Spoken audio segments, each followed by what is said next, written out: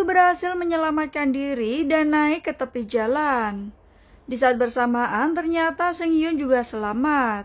Dia terlihat menghampiri Hyo Ildu, tetapi Ildu hanya bisa menatapnya. Namun Ildu menceritakan kepada Kang Sung bahwa saat itu dia mengira Seng Hyun selamat dan juga menghampirinya. Tetapi ternyata mereka semua meninggal. Kang Sung hanya bisa menahan kesedihannya saat mendengar hal tersebut. Dan orang yang mengendarai truk serta menabrak mobil Sunho adalah administrator. Dan dia pula orang yang memberikan hasil tes DNA antara Sunho dan juga Seng Hyun. Saat itu, Ildu seakan melihat Seng Hyun pergi. Sementara Dr. Kang kembali melihat hasil hipnoterapi milik Dongju. Akhirnya Dongju pun bisa mengenali wajah orang yang menabrak mobil yang dia tumpangi. Dan dia adalah Hyo Ildu. Melihat hal itu, Dr. Kang sedikit ragu. Tak lama ayahnya datang dan Dr. Kang harus segera berangkat ke rumah sakit. Kang Sung mengatakan ingin meminjam laptop milik Dr. Kang. Setelah Dr. Kang pergi, Kang Sung kemudian melihat video milik Dongju. Ternyata kunci mobil Dr. Kang tertinggal. Di saat dia masuk ke dalam rumah, Dr. Kang mendapati ayahnya sedang menonton video milik Dongju.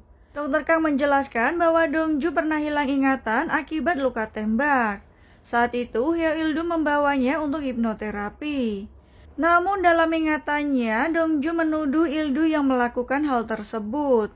Sang ayah pun meminta Dr. Kang untuk tidak meragukan Hyo Ildu. Di sisi lain, saat Dong-hee masuk ke dalam ruangan Hyo Ildu, dia melihat suaminya yang sedang tertidur. Tiba-tiba Ildu bermimpi bahwa dia menjadi ketua dari grup Daesan. Semua orang nampak memberinya selamat hingga akhirnya muncul sosok Seng Hyun kecil yang memintanya untuk mengikuti dia. Saat itu Ildu pun langsung mengikuti Seng Hyun kecil dan mendapati ada Dongju yang berada di lantai atas. Ildu kemudian terkaget saat Dongju tiba-tiba menghampirinya. Kemudian Ildu terbangun. Ternyata Dongju sudah duduk di sampingnya. Kemudian Dongju memberikan sebuah berkas. Ternyata itu adalah sepotong artikel tentang kecelakaan yang dialami Sunho dan juga dirinya. Nah, Dongju penasaran siapakah wanita yang duduk di sebelah Yo Sunho. Ternyata itu adalah Chu Gyung-won. Namun Ildu tidak ingin menjelaskan secara detail. Dia pun meminta Dongju untuk segera pergi. Ildu juga menyarankan untuk memberikan artikel tersebut kepada Enam, karena itu adalah fakta yang terjadi. Tetapi ternyata Dongju mempunyai rencana lain. Dia mengatakan bagaimana jika Enam tahu hal yang sebenarnya. Kemudian Dongju pun mengeluarkan tisu dari sakunya dan meletakkannya di mulut seperti yang Ildu lakukan saat menabrak mobil yang dia tumpangi. Perlahan dia mundur dan kemudian berlari mendekati Ildu serta membuatnya sangat terkejut. Ildu memperingatkan Dongju apa sebenarnya yang dia maksud. Dongju mengatakan bahwa saat itu mereka saling menatap. Dia juga ingat detail kecelakaan itu. Dongju pun mengatakan bahwa dia adalah Seng Hyun. Tak lupa Dongju juga mengeluarkan ikat rambut miliknya. Tentu saja hal itu membuat Ildu sangat kaget dan juga berlari. Dongju juga mengatakan dia melihat Ildu merangkak ke tepi jalan. Ildu tetap membantah dan kembali meyakinkan bahwa truklah yang menabrak mobil mereka. Dongju kemudian meminta Ildu, Duk-hee dan juga Taeyun untuk segera meninggalkan Daesan Group. Dia akan memberi waktu hingga hari pernikahan dari ketua Cha. Tetapi Ildu menolak semua itu karena dia menganggap dialah yang membesarkan Daesan Group. Dongju pun kemudian pergi. Flashback masa lalu Ildu yang ternyata merupakan kekasih dari Kyung-won. Dan jepit rambut yang digunakan Seng Hyun adalah pemberian darinya. Tampaknya dia cemburu melihat Sunho dan juga Kyung-won. Kini Ildu menelpon Yeom Jang-sun karena dia ingin meminta bantuan. Terlihat Enam pulang dari pengadilan setelah mengurus perceraiannya dengan Hee-chul. Tak lama, Dongju mengeluarkan sebuah kertas dari sakunya yang merupakan artikel dari kecelakaan Yo Sunho. Sementara itu, Won-bae kembali ke gedung kosong dan juga memberikan makanan kepada administrator dan juga Yang Chun. Won-bae juga memberikan sebuah novel kepada administrator untuk dibaca. Terlihat Yang Chun memberikan sebuah kode di manakah file dari Dandelion itu disimpan. Yang Chun mengatakan ada sebuah gedung yang dibeli oleh Yeom Jang-sun dan juga dikelola oleh administrator. Nah, di sisi lain, Enam akhirnya membaca artikel tentang kecelakaan ayahnya. Namun Enam masih meyakini bahwa pelakunya adalah Heo Il-du. Karena di hari kecelakaan, ibunya mengatakan kepada sekretaris Gong bahwa Il-du lah yang membunuh ayahnya. Namun Dongju berusaha meyakinkan Enam bahwa itu adalah sebuah kecelakaan. Enam pun merasa sedikit lega. Dongju pun merelakan menutupi fakta yang sebenarnya. Semua itu dia lakukan agar Enam menjadi tenang atas kematian ayahnya. Won-bae menelpon dan dia menuju ke sebuah gedung yang disebutkan oleh Yang Chun. Dongju juga segera menuju ke tempat tersebut. Enam tiba-tiba berpapasan dengan Ho Il-du dan juga ibunya. Dia pun sudah melihat artikel yang diberikan oleh Dongju. Karena selama ini Enam menderita ketakutan dan mengira bahwa pria yang membunuh ayahnya kini menjadi ayah tirinya. Tak lama Taeyeon pun turun. Hal itu membuat semuanya terdiam. Ternyata Taeyeon tidak sengaja mendengar percakapan antara Dongju dan juga ayahnya. Kini dia juga mengetahui bahwa Il-du lah yang membunuh orang tua Dongju. Sementara itu, Enam pergi menemui ibunya dan menunjukkan foto yang diberikan oleh Dongju. Duk-hee pun kembali melihat foto yang dia jepret saat itu. Nah, ketika melihat foto itu, Duk-hee tentu saja sangat marah dan meminta Enam untuk segera menghapusnya.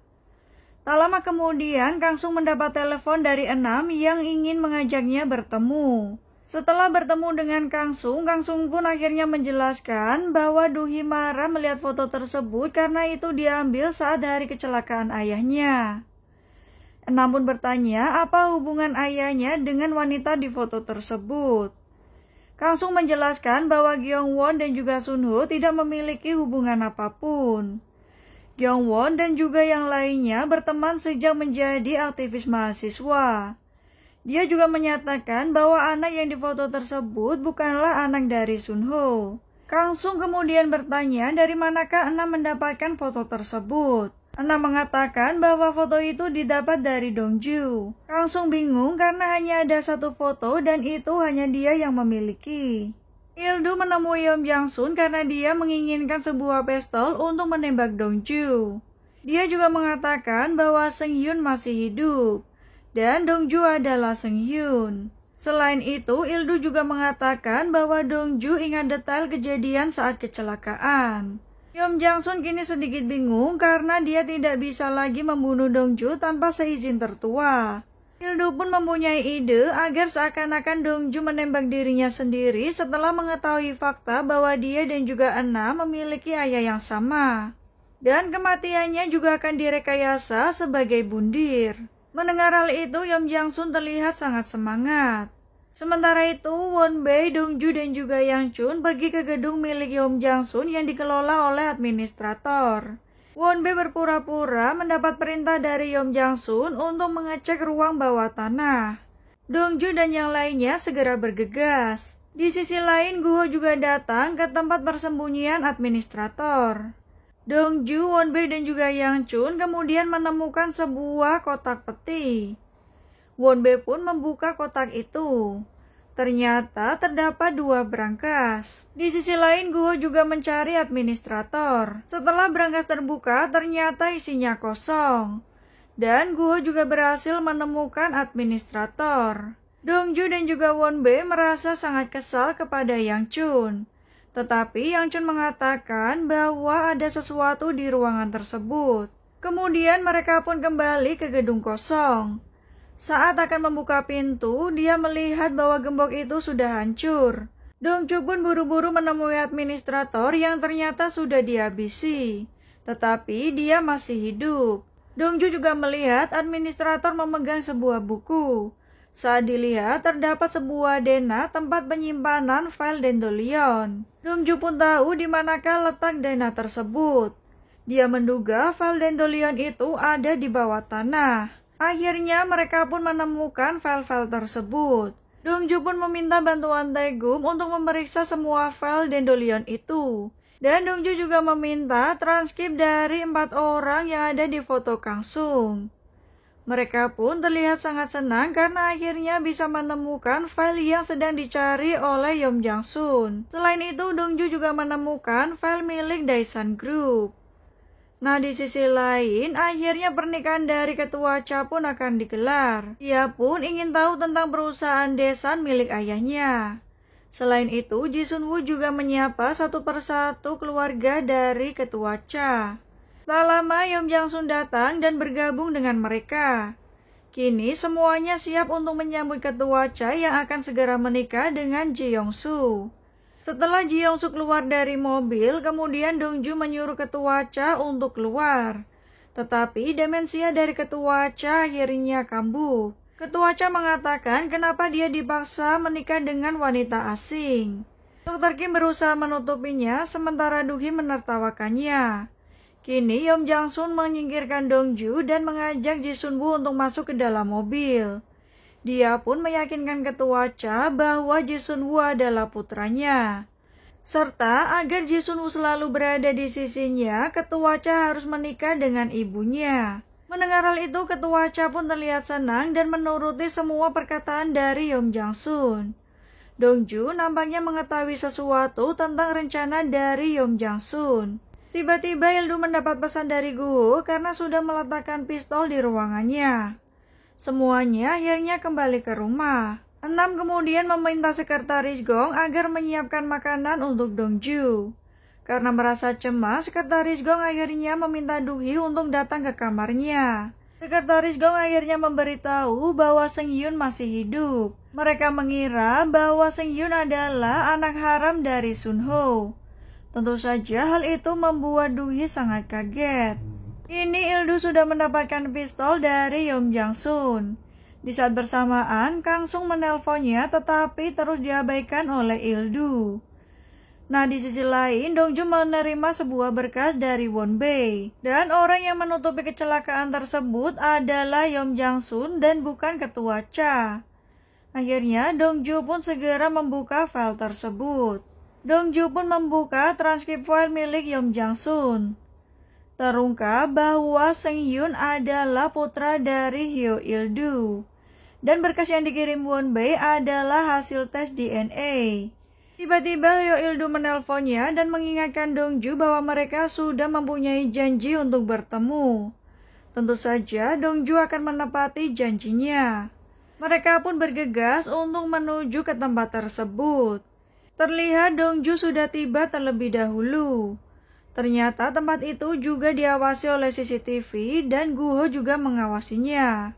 Yeom Jang-sun diam-diam juga datang ke tempat tersebut serta mengawasi mereka. Kini Ildu mempersiapkan pistolnya untuk menemui Dongju. Nah, mereka pun kemudian saling mendekat.